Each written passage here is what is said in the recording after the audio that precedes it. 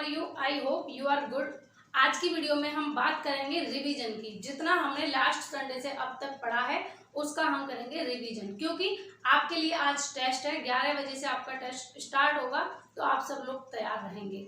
मैं आपका रिवाइज करा देती हूँ। फर्स्ट रिवीजन रहेगा इस वीडियो के अंदर, तो फर्स्ट रिवीजन में आप लोग सभी ज्वाइन करें और अपने दोस्तों को शेयर करें। पहले वीडियो को 1 सेकंड का टाइम निकालें, पहले वीडियो को शेयर करेंगे आप सभी लोग, और शेयर करके सभी लोग को जोड़िए सभी, ताकि वीडियो देख सकें और टेस्ट में अच्छा स्कोर लेके आ सकें। तो चलिए हम बात करते हैं। और इससे पहले आप सभी के लिए ऑल द बेस्ट, आप बेहतर स्कोर करें। और आपके लिए कुछ सरप्राइज प्लान भी रखा है।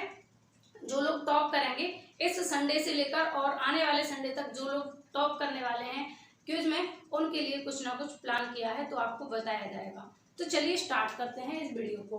तो मैं आपका रिवीजन यहाँ पर, ये आपका रहेगा रिवीजन, ठीक है। रिवीजन आपका ये रहने वाला है। सबसे पहले मैं आपको बता दूं कि टॉपिक्स क्या क्या हैं, जो मैं आपको 2 दिन पहले भी इन्फॉर्म कर चुकी हूं, ताकि आप अच्छे तरीके से देख लें। सारी वीडियो चैनल पे अपलोडेड हैं, कोई भी वीडियो डिलीट नहीं किया गया है, तो आप उन सबको देख लिए होंगे और इसमें आपका फर्स्ट रिवीजन हो जाएगा। तो टॉपिक्स हैं आपके सामने। पर्यायवाची शब्द होंगे, देशज विदेशज से होगा, संज्ञा से होगा, उपसर्ग से होगा, प्रत्यय से होगा, वाक्य से होगा, निपात से होगा, क्रिया विशेषण अव्यय और संबंध बोधक अव्यय। तो ये टॉपिक हैं कितने आपके सामने, 4 और 4 8 और 1 9 टॉपिक हैं आपके सामने। इन 9 टॉपिक से आपका टेस्ट होने वाला है। लगभग 150 प्लस क्वेश्चन उसके अंदर होने वाले हैं। तो चलिए बात कर लेते हैं रिवीजन की। तो सबसे पहले अगर मैं बात करूं पर्यायवाची शब्द, पर्यायवाची शब्द आपको पता है समानार्थी शब्द होते हैं। समानार्थी शब्द का मतलब जिनके अर्थ में समानता हो, अर्थ में समानता हो, उन्हें हम पर्यायवाची या समानार्थी शब्द कहते हैं। जैसे फूल का पुष्प होता है, वही फूल का मीन्स है, वही पुष्प का, वही प्रसून का। इस तरीके से जब अर्थ में समानता होगी, अर्थ सेम सेम होगा, हर एक स्थिति में अलग अलग शब्दों का जब अर्थ समान निकलता है, तो उनको हम उसके पर्यायवाची या फिर समानार्थी शब्द कहते हैं। अब ये आपकी याद करने की चीज है, तो इसको आप वीडियो को जाकर रिपीट देखेंगे। जो वीडियो मैं करा चुकी हूँ पर्यायवाची शब्द की, उस वीडियो को जाकर आप रिपीट उसको रिवाइज करेंगे, ठीक है। क्योंकि ये याद करने की चीज है, आपको इसको तो याद करना ही पड़ेगा, इसके लिए कोई शॉर्ट ट्रिक नहीं है। इसके बाद बात करते हैं देशज विदेशज की। देशज विदेशज मतलब देशज वो शब्द होते हैं जिनकी उत्पत्ति के बारे में हमें पता नहीं होता। वो कौन से शब्द होते हैं? देशज शब्द होते हैं। और जिनकी उत्पत्ति के बारे में हमें पता है, ये कहाँ से आए हैं, किस भाषा के हैं, वो विदेशज शब्द कहलाते हैं। जैसे आपके सामने हमारी भाषा, अगर हम देशज शब्दों की बात करें, तो ऐसे शब्द होते हैं जो सुनने में भी हमें ऐसे लगता है कि वाकई में ये देसी शब्द हैं। हमारे खुद की जो लैंग्वेज है, बिल्कुल आपस में एक दूसरे से जो हम वार्तालाप करते हैं, वही शब्द जो देखने को मिलते हैं वो ज़्यादातर हमारे देशज शब्द होते हैं। जैसे खिड़की हो गया, कुंडी हो गया, डंडा हो गया, है ना, लोटा, लुटिया, इस तरीके के जो शब्द हैं ये हमारे देशज शब्द के अंतर्गत आते हैं, ठीक है। उसके बाद हम बात करेंगे, और एक शब्द और है डोसा, जो आपको लगता है कि ये अंग्रेजी शब्द होगा, लेकिन ये हमारा देशज शब्द के अंतर्गत आता है, डोसा जो होता है, ठीक है। अब हम बात करें विदेशज शब्द की, तो ऐसे शब्द जिनकी उत्पत्ति के बारे में हमें पता है, किस भाषा से उत्पन्न हुए हैं, वे विदेशज शब्द कहलाते हैं। जैसे अरबी भाषा के शब्द, उर्दू भाषा के शब्द, तुर्की शब्द, है ना, फारसी शब्द, ऐसे संकर शब्द। तो ये शब्द क्या है, हमारे अलग अलग भाषाओं से आए हुए शब्द हैं, जो हिंदी में आ गए हैं। और मैंने आपको बताया था उस वीडियो के अंतर्गत, नुक्ता वाली वीडियो में, कि हमारी हिंदी भाषा जो है अपने अंदर अनेक भाषाओं के शब्दों को समाहित कर लेती है। तो विदेशज शब्द वो होंगे जो अलग अलग भाषाओं से उत्पन्न हुए होंगे। तो आपको क्लियर हुआ देशज और विदेशज में। तो इसके लिए भी आपको वीडियो देखना पड़ेगा। लास्ट वीडियो आप लोग देख चुके होंगे, रिवीजन आप कर चुके होंगे, क्योंकि ये भी आपको याद करने होंगे। इसके लिए एक शॉर्ट ट्रिक है, तो उसको मैंने आपको बताया था कि आप जितने भी शब्द हैं विदेशी भाषाओं के, अलग अलग भाषाओं के, तो उन भाषाओं से आपको क्या करना, एक कहानी टाइप का बना लेना अपने माइंड में, एक परफॉर्मर। जैसे मैंने आपको बताया था कि एक अरबी अखबार में खबर छपी थी कि एक औरत, ऐसे करके आपको एक कहानी टाइप का अपने माइंड में सेट करना। और ये चीज़ आप खुद करेंगे, क्योंकि जब आप खुद से बनाएंगे अपनी लैंग्वेज में कोई स्टोरी, तो आपके लिए सहूलियत रहेगी। इसके अलावा अगर आप चाहते हैं कि आपसे नहीं बन पा रहा है और आप चाहते हैं कि मैं आपके लिए कोई स्टोरी बना के दूं ऐसे शब्दों को याद करने की, तो कमेंट छोड़िए नीचे कमेंट बॉक्स में। जब वीडियो नेक्स्ट आएगी तो उसमें मैं आपको ट्रिक बताऊंगी कि किस तरीके से आप इन शब्दों को याद रख सकते हैं लॉन्ग टाइम के लिए, ठीक है।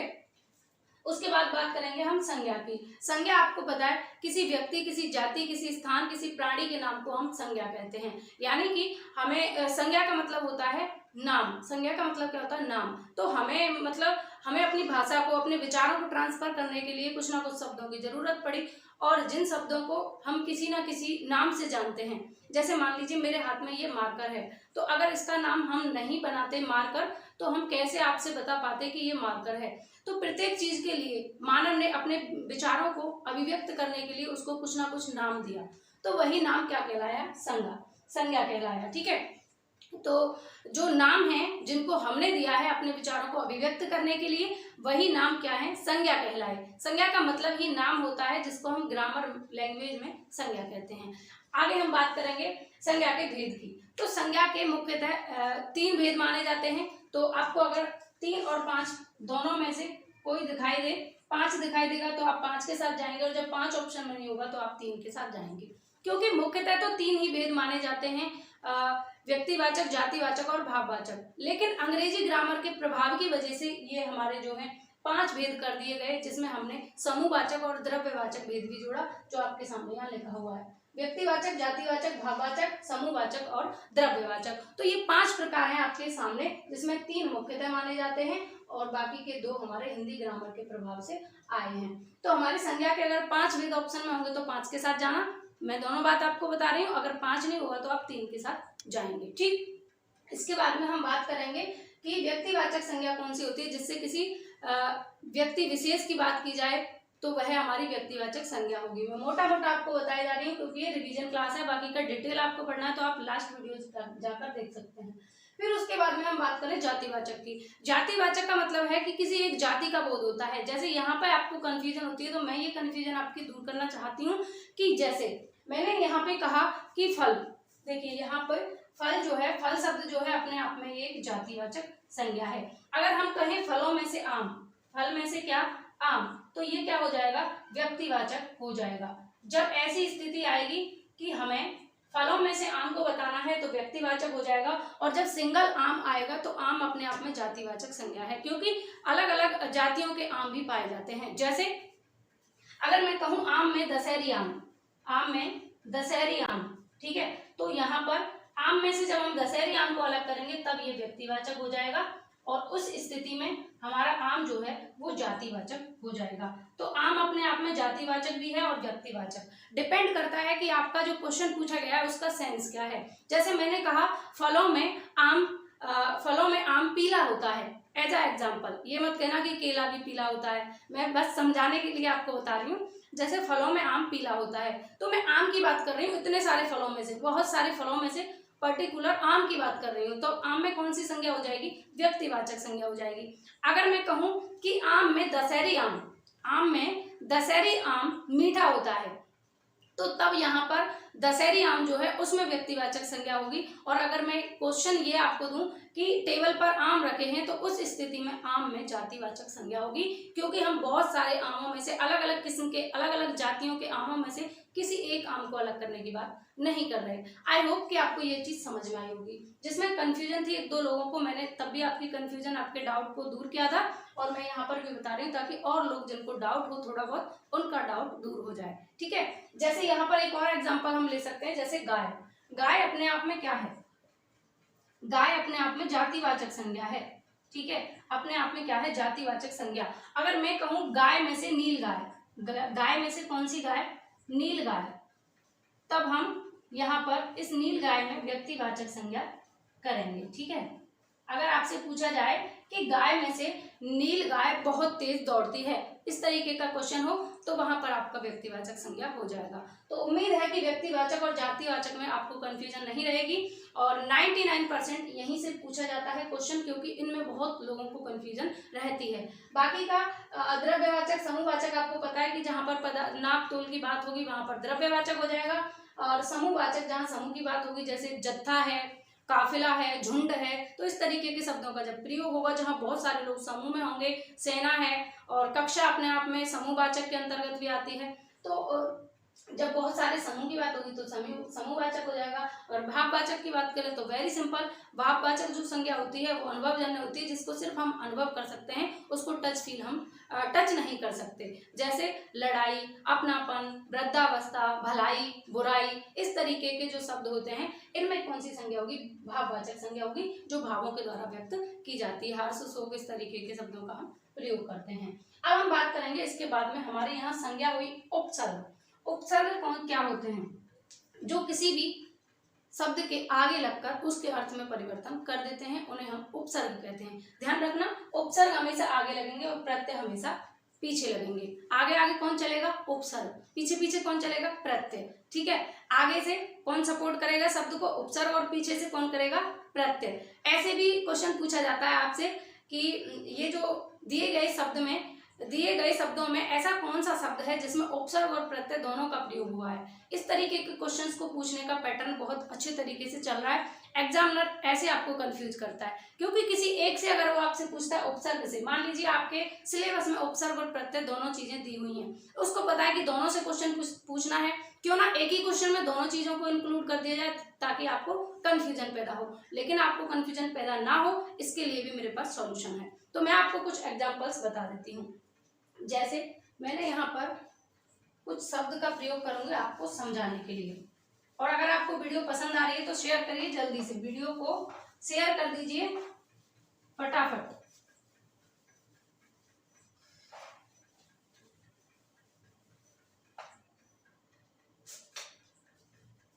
जैसे देखिए, मैंने यहाँ पर शब्द का प्रयोग किया है अत्यावश्यक।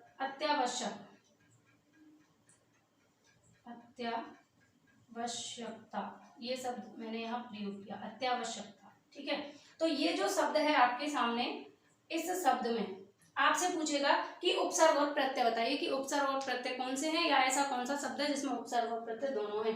तो देखिए यहाँ पर आपको पता है कि, और ये भी पूछा जा सकता है कि इसमें मूल शब्द कौन सा है। ये भी क्वेश्चन पूछने का एक अपना अंदाज है एग्जामिनर का। तो मैं तीनों चीजों को आपको क्लियर करूंगी। देखिए, आपको पता है कि आवश्यक अपने आप में मूल शब्द है, इसमें क्या है? आवश्यक। ठीक है, आवश्यक इसमें क्या है? ये मूल शब्द है, मूल शब्द। अब यहाँ तीनों क्वेश्चन आपके रेडी होते हैं। और यहाँ पर अति क्या है? इसमें अति, इसमें क्या है? उपसर्ग जो आगे लगा हुआ है। और ता क्या है? इसके अंदर प्रत्यय जो पीछे लगा हुआ है। तो ये एक ऐसा शब्द है जिसमें उपसर्ग भी है और इसमें मूल शब्द भी है और प्रत्यय भी है। तो उपसर्ग और प्रत्यय जब भी आएंगे तो मूल शब्द तो होगा ही होगा, लेकिन अगर क्वेश्चन ऐसे पूछा जाए कि दिए गए शब्द में उपसर्ग और प्रत्यय बताइए, तो इस शब्द में उपसर्ग है अति और प्रत्यय है ता। ठीक है, और अगर पूछ लिया जाए कि अत्यावश्यकता शब्द में मूल शब्द क्या है, तो आपको ध्यान रखना है आवश्यक। ठीक है, क्या है? आवश्यक इसमें मूल शब्द है। जैसे नेक्स्ट एग्जांपल हम लेते हैं। नेक्स्ट एग्जांपल है आपके सामने, जैसे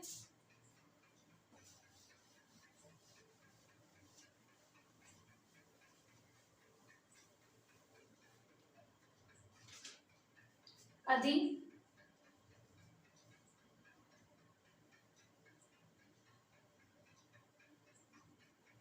जैसे मैंने लिखा यहाँ पर आत्मनिर्भरता। आत्मनिर्भरता, तो इसमें मूल शब्द अगर आपसे पूछा जाएगा तो मूल शब्द है इसमें आत्मनिर्भर। क्या है मूल शब्द? आत्मनिर्भर। और इसमें प्रत्यय क्या है? ता। क्या है प्रत्यय? इसमें ता है। इसमें क्या है? ये प्रत्यय। ठीक है, ये क्या है? प्रत्यय इसमें लगा हुआ है। तो ऐसे शब्द अगर आपको देकर प्रत्यय पूछा जाएगा ये होगा, और इसमें मूल शब्द पूछा जाएगा ये होगा। तो इसी तरीके के अन्य आपको एग्जांपल्स भी दिए जा सकते हैं जिसमें उपसर्ग और प्रत्यय दोनों का प्रयोग होगा। तो आपसे क्वेश्चन किसी भी तरीके से बने, आपको कंफ्यूज नहीं होना है। इसके बाद अगर हम बात करें यहाँ पर वाक्य की, तो वाक्य जो होता है वो क्या होता है? शब्दों का एक ऐसा समूह, ऐसा सार्थक समूह होता है, ऐसा शब्दों का एक ऐसा समूह जिसका अर्थ हो, या फिर ये कहें कि शब्दों का सार्थक समूह। ठीक है, शब्दों का ऐसा समूह जिसका कोई अर्थ हो। जैसे एज एग्जांपल मैं आपको समझाऊं, जैसे मैंने यहाँ पर लिखा खाता राम है आम। ठीक है, खाता आम है राम, ये लिख दिया मैंने। तो क्या आप इसको वाक्य कहेंगे? नहीं कहेंगे, क्योंकि इसका कोई अर्थ ही नहीं निकल रहा। क्या कोई इसका अर्थ निकल रहा है खाता आम है राम, ये क्या है? तो शब्दों का ऐसा नहीं है कि हमारे पास शब्दों का समूह हो उसको हम वाक्य कह सकते हैं, नहीं, शब्दों का समूह हो लेकिन ऐसा हो जिसका अपने आप में कोई सार्थक अर्थ हो, उसे हम क्या कहेंगे? वाक्य कहेंगे। ठीक है, इसके अलावा भी बहुत सारी चीजें होती हैं जो हमें वाक्य में ध्यान रखनी है, जिनके बारे में हम अभी बात करेंगे। तो हम इसको कैसे लिखेंगे? इसी बात को हम सिस्टम से लिखेंगे, शब्दों का ऐसा समूह जिसका अर्थ हो, क्रमबद्ध समूह हो, जिसे हम क्या कहेंगे? वाक्य। जैसे मैं लिखूं यहाँ पर राम आम खाता है, तो इस तरीके का अगर शब्द होगा तो इसका अपने आप में एक अर्थ है, तो इसको हम क्या कह सकते हैं? वाक्य कह सकते हैं। इसके अलावा हमें 6 बातों का ध्यान रखना होगा, जो कि वाक्य के जो है अवयव होते हैं 6 अवयव, इनका भी ध्यान रखना होगा, तब हमारा वाक्य शुद्ध माना जाएगा। जैसे सबसे पहला है यहाँ पर योग्यता, तो हमें ध्यान रखना है कि जो हमारा वाक्य है उसमें योग्यता का मतलब क्षमता, उसमें जो बात रखी गई है उसको, उस बात को सिद्ध करने की क्षमता है या नहीं है। जैसे मैं कहूँ कि मैंने एग्जाम्पल भी आपको दिया था, जैसे अग्नि पेड़ों को सींचती है, आपको पता है कि अग्नि के अंदर वो योग्यता नहीं है कि वह पेड़ों को सींच सके। ठीक है, वह पेड़ों को सींच सके, ऐसी योग्यता अग्नि के पास नहीं है। तो हमारे पास जो वाक्य दिया है उसके अंदर ये योग्यता भी होनी चाहिए कि जो कहा जा रहा है वो योग्य हो। योग्य मतलब ऐसा हो कि हाँ, लोगों को लगे, हमें सुनने में लगे, आपको सुनने में लगे कि ये वाक्य सही है। अगर ये शब्द दे दिया जाए कि अग्नि पेड़ों को सींचती है, तो क्या आप मान लेंगे? आपको पता है उसके अंदर ये योग्यता नहीं है। इसी तरीके के अन्य आप एग्जाम्पल्स ले सकते हैं। जैसे मैं ये कहूँ कि मेरे पास जो ये मार्कर है, मैं ये कहूँ कि मार्कर लिखे हुए को मिटा देता है, तो क्या मार्कर के पास ये योग्यता है कि जो ये लिखा हुआ है इसको ये मिटा सके? कितना कोशिश करें, नहीं। ये योग्यता किसके पास में है? डस्टर के पास में ये योग्यता है। तो हमें ध्यान रखना है कि जो हमारा वाक्य बोला गया उसके अंदर योग्यता है या नहीं है। उसके बाद दूसरा पॉइंट आता है क्रमबद्धता। क्रमबद्धता मतलब चीजें हमारी क्रमबद्ध तरीके से हों, एक सिस्टमेटिक ढंग से हों। तीसरा पॉइंट है स्पष्टता, तो जो वाक्य है उसके अंदर स्पष्टता होनी चाहिए कि जो हम कहना चाह रहे हैं वो स्पष्ट है या नहीं है। उसके बाद में आता है आकांक्षा। आकांक्षा का मतलब होता है इच्छा, तो हमारा वाक्य जो लिखा हुआ उसमें हमारी इच्छा की पूर्ति हो रही है या नहीं, इस बात को ध्यान में रखना चाहिए, तभी हमारा वाक्य शुद्ध होगा। जैसे मैं ये कहूँ कि राजा दशरथ थे, तो क्या थे राजा दशरथ? राजा दशरथ थे, सबको पता है राजा दशरथ थे। तो ये वाक्य क्या है? इसमें आपके सामने जो इच्छा है आपकी जानने की कि राजा दशरथ क्या थे, तो वो आपकी पूर्ति नहीं हो रही। अगर मैं ये कहूँ कि राजा दशरथ अयोध्या के राजा थे, तो हमारे वाक्य में जो हमारी इच्छा है वो पूर्ति हो रही है, किसी तरीके का कोई डाउट नहीं बच रहा। तो हमारी जो है आकांक्षा की भी पूर्ति होनी चाहिए। सन्निधि का मतलब होता है जो हमारे शब्द होते हैं तो उनको एक तरीके से, एक सिस्टम से, एक ढंग में रखना चाहिए, मतलब कि बराबर दूरी के अंदर इसको रखना चाहिए, तब हमारा क्या हो जाएगा? वहां पर हमारा सन्निधि हो जाएगा। उसके बाद हम बात करें अन्वय की, तो उसके बाद बात करेंगे हम अन्वय की। सन्निधि आपको समझ में आया? जैसे हमारे पास में ये शब्द हैं तो इनकी उचित दूरी होनी चाहिए, यानी कि इनको बराबर दूरी में रखना चाहिए, एक सिस्टम से रखना चाहिए। ऐसा नहीं कि मैं यहाँ पर लिख दूं राम और मैं यहाँ लिख दूं आम और फिर इतना दूर लिख दूं यहाँ पर मैं खाता है, तो इस तरीके से नहीं लिखा होना चाहिए। इस बात का भी हमें ध्यान रखना है। माना कि ये वाक्य सही है कि राम आम खाता है, लेकिन ये जो दूरी है इसको ये व्यक्त कर रही है कि ये वाक्य सही तरीके से नहीं लिखा है। तो इन 6 बातों का आपको ध्यान रखना है। ठीक है, सन्निधि आपको समझ में आया क्या है? और अन्वय का मतलब होता है जो हमारे संज्ञा सर्वनाम होते हैं उनका निश्चित क्रम होना चाहिए, निश्चित उचित स्थान पर वो रखे होने चाहिए। ठीक है, तो ये 6 पॉइंट थे जो आपके वाक्य के अवयव थे, इनको आपको ध्यान में रखना है, यहाँ से आपसे क्वेश्चन बन जाएगा। फिर उसके बाद करते हैं वाक्य के भेद की। तो रचना और बनावट के आधार पर वाक्य के 3 भेद होते हैं और अर्थ के आधार पर वाक्य के 8 भेद होते हैं। रचना या बनावट के आधार पर सरल वाक्य, मिश्र वाक्य और संयुक्त वाक्य 3 प्रकार होते हैं, जिसमें सरल वाक्य में सिंपली क्वेश्चन आपके सामने इसी तरीके से होगा, राम आम खाता है, तो ये सरल वाक्य है जिसमें एक ही क्रिया और एक ही कर्ता होता है, और दो आपके सामने एक उद्देश्य और एक विधेय, एक उद्देश्य और एक विधेय होगा, या एक उद्देश्य 2 विधेय हो सकते हैं, या अनेक उद्देश्य और एक विधेय या अनेक विधेय हो सकते हैं। तो इस तरीके के जैसे राम सीता लक्ष्मण तीनों, राम सीता लक्ष्मण, सीता को इंक्लूड ना करके, जैसे राम लक्ष्मण भरत शत्रुघ्न भाई थे, तो इस तरीके से जो हमारे उद्देश्य हैं यहाँ पर 4 हो जाते हैं, राम लक्ष्मण भरत और शत्रुघ्न। तो ये भी हमारे सरल वाक्य के अंतर्गत आता है। उसके बाद में मिश्र वाक्य की बात करें तो मिश्र वाक्य में जो होता है पहली क्रिया जो होती है, दो क्रियाएं होंगी इसके अंदर और पहली क्रिया दूसरी पर डिपेंड होगी। ठीक है, पहली क्रिया दूसरी क्रिया पर डिपेंडेंट होगी। और जो तीसरा प्रकार होता है संयुक्त वाक्य, उसमें भी दो क्रियाएं होती हैं लेकिन उसमें पहली क्रिया दूसरे पर डिपेंड हो, ऐसा जरूरी नहीं है। पहली क्रिया दूसरी पर डिपेंड नहीं होती। जैसे मैं स्टेशन पर पहुंचा और गाड़ी छूट गई। तो ये जो शब्द होते हैं, ये जो वाक्य होते हैं, समुच्चय बोधक अव्यय से जुड़े होते हैं। किंतु, परंतु, और, वा, इनसे ये जुड़े होते हैं। कौन से? संयुक्त वाक्य। उसके बाद में हम अर्थ के आधार पर वाक्य के भेद की बात करेंगे। तो अर्थ के आधार पर हमारे वाक्य के कितने भेद होते हैं? तो 8 भेद होते हैं। अर्थ के आधार पर कौन कौन से होते हैं इसके बारे में हम जान लेते हैं। तो ये होते हैं जैसे विधानवाचक वाक्य और निषेधात्मक, इच्छावाचक, आज्ञावाचक, और उसके बाद में आपके प्रश्नवाचक और संदेहवाचक और संकेतवाचक। तो 8 प्रकार होते हैं अर्थ के आधार पर वाक्य के, इनको आपको ध्यान रखना है। उसके बाद हम बात करेंगे निपात की।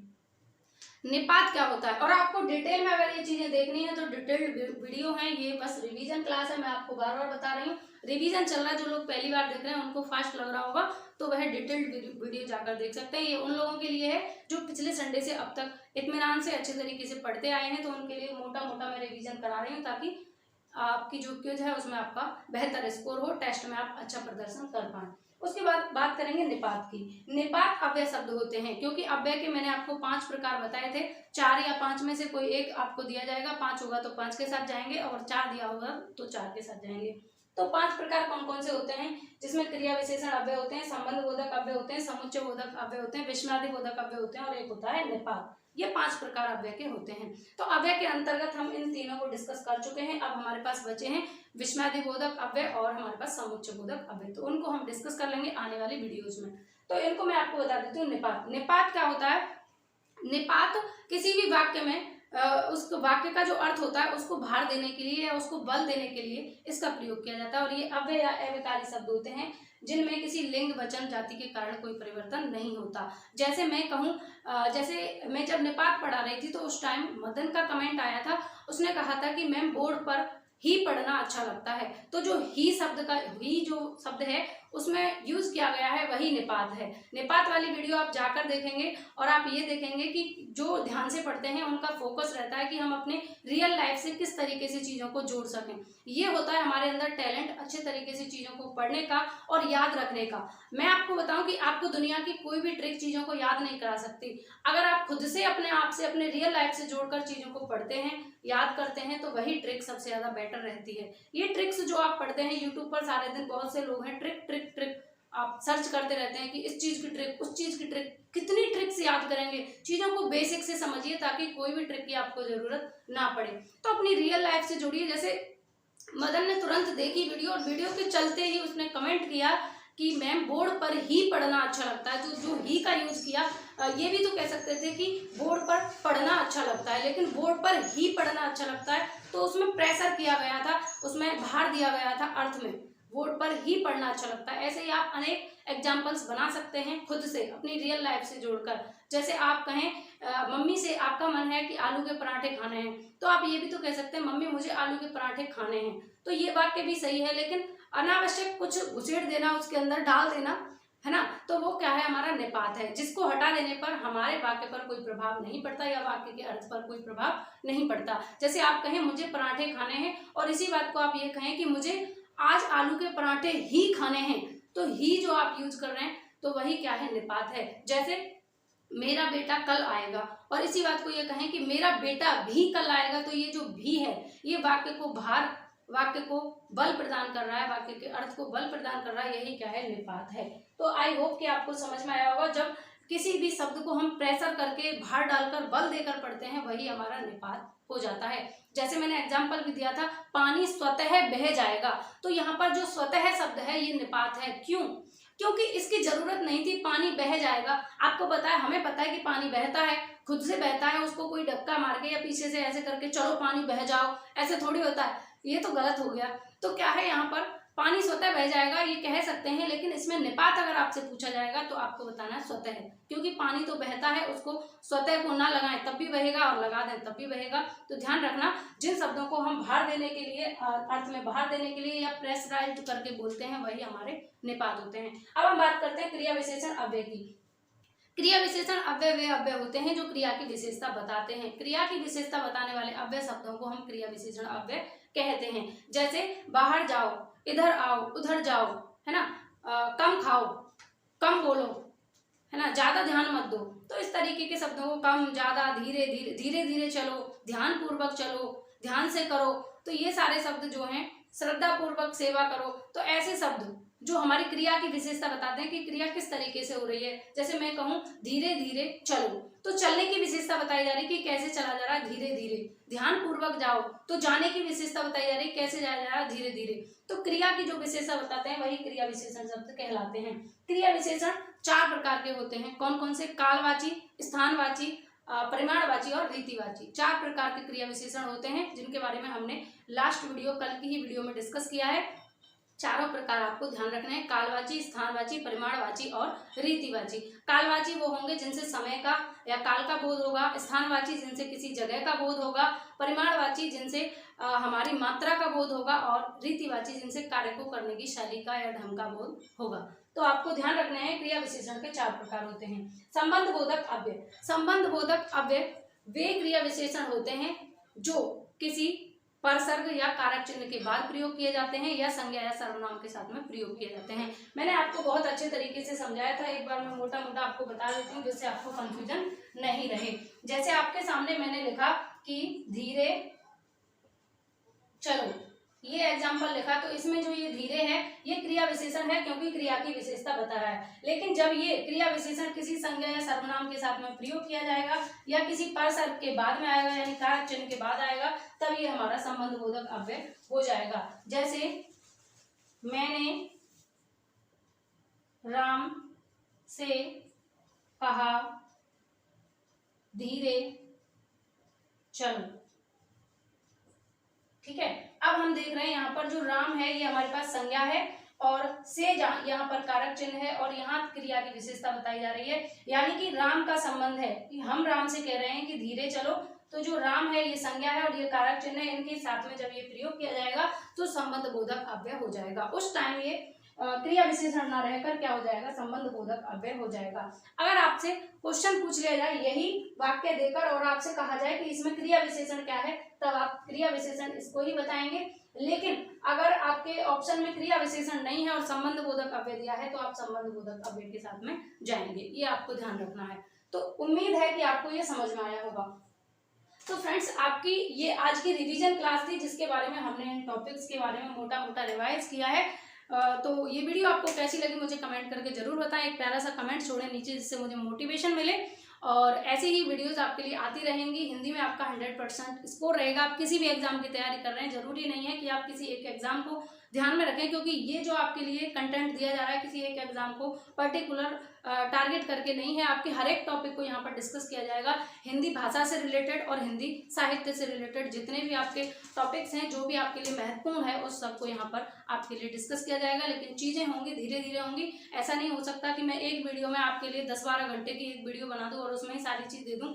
तो ये मेरे लिए भी पॉसिबल नहीं है और आपके लिए भी नहीं है देखना। तो जब ऐसा कभी पॉसिबल होगा तो ऐसा भी करेंगे। लेकिन अभी हम छोटे छोटे वीडियोज 25 मिनट 30 मिनट इस तरीके के वीडियोज, अगर कोई ज़्यादा अच्छा टॉपिक होता है, बड़ा टॉपिक होता है, तो उसके लिए ज़्यादा से ज़्यादा 40 मिनट, तो इस तरीके की छोटी छोटी वीडियोज में हम सारी हिंदी भाषा को डिस्कस कर रहे हैं। तो आपको अगर अच्छा लग रहा है मेरा प्रयास, मेरी मेहनत पसंद आ रही है, तो वीडियो को लाइक करें, अपने दोस्तों के साथ में शेयर करें।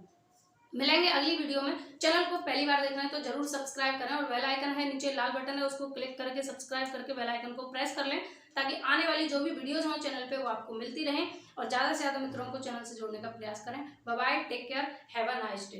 तो क्विज में आप लोग बेहतर स्कोर करें। All the best.